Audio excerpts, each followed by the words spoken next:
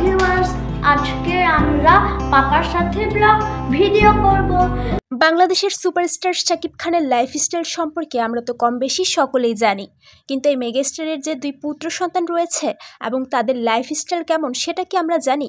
চলুন ভিউয়ার্স, শাকিব খানের দুই ছেলে আবরাম খান জয় এবং শেহজাদ খান বীরের লাইফস্টাইল সম্পর্কে বিস্তারিত জেনে নেই।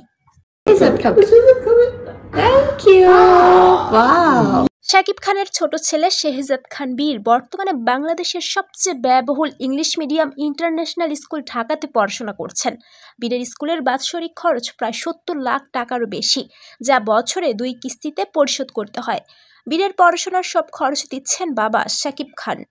এতটুকু বয়স থেকেই সন্তানের পেছনে টাকা খরচ করছেন বাবা শাকিব খান। অন্যদিকে শাকিব খানের বড় ছেলে আবরাম খান জয় খুব শীঘ্রই সিঙ্গাপুরের স্বনামধন্য একটি স্কুলে ভর্তি হতে যাচ্ছে। সেই খরচও দিবেন বাবা শাকিব খান। একজন দায়িত্বশীল পিতা হিসেবে শাকিব খান তার সন্তানদের ভবিষ্যতের জন্য যা যা করণীয় সবটাই নিশ্চিত করে যাচ্ছেন। এখন থেকেই সন্তানদের কোনো কমতি রাখতে চান না শাকিব খান।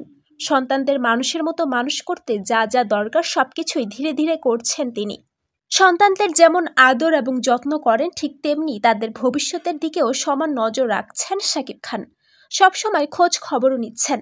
কাজের ব্যস্ততায় বাচ্চাদের সময় দিতে না পারলেও দূর থেকে সন্তানদের প্রতি দায়িত্ব পালন করে যাচ্ছেন তিনি।